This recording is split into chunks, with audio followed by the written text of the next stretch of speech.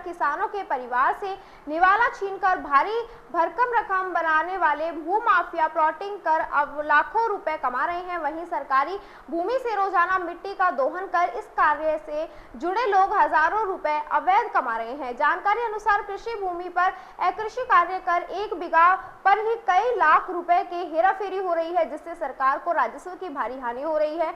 उपखंड अधिकारी मालाखेड़ा ने इस गंभीरता से लेते हुए तहसीलदार मालाखेड़ा को इस बाबत निर्देशित कर जांच करने के निर्देश दिए। इस पर तहसीलदार मालाखेड़ा ने उपखंड क्षेत्र में कृषि भूमि पर बगैर कन्वर्जन प्लॉटिंग के काम का निरीक्षण किया और समस्त पटवारी से इस प्रकार की रिपोर्ट मांगी गई।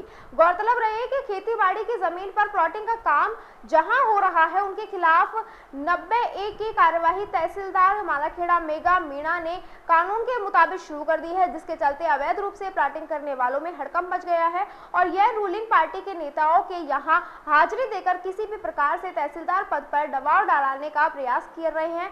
उपखंड अधिकारी मालाखेड़ा देवी सिंह ने बताया कि कृषि भूमि पर प्लॉटिंग का कार्य तथा नदी नाले और बाहर सरकारी भूमि पर अतिक्रमण करने वालों की समस्त रिपोर्ट मनाने के लिए तहसीलदार मालाखेड़ा को निर्देशित किया गया। संबंधित पटवारी की रिपोर्ट आने के बाद संबंधित खातेदार प्लॉटिंग करने वाले के खिलाफ सख्त कार्यवाही करने की बात दोहराई।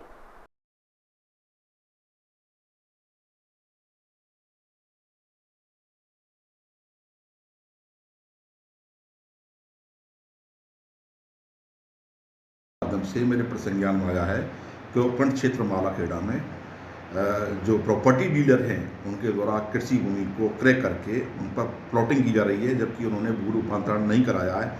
वो एक नियम विरुद्ध है और उसके लिए धारा 90A की कार्रवाई तहसीलदार के द्वारा की जाती है। कन्वर्जन कराने के लिए, भूमि रूपांतरण कराने के लिए वाद किया जाता है कि भूमि रूपांतरण से सरकार को आय होती है और यदि कोई खातेदार भूमि रूपांतरण नहीं कराता है तो धारा 177 का प्रकरण तहसीलदार के द्वारा उपखंड अधिकारी न्यायालय में दर्ज कराया जाता है। उसकी कृषि भूमि को सेवाइच्छिक घोषित कराने के लिए उसका निर्माण कार्य या प्लॉटिंग कार्य वो भी मेरे द्वारा स्टे जारी करके रुकवाया जाता है। तो मैं सुनिश्चित करूंगा कि मेरे क्षेत्र में कृषि भूमि का अकृषि रूप में कोई व्यक्ति है वो प्रयोग कर रहा है तो उसके विरुद्ध प्रभावी कार्रवाई हो, उसको भूमि रूपांतरण कराने के लिए बाध्य किया जाए।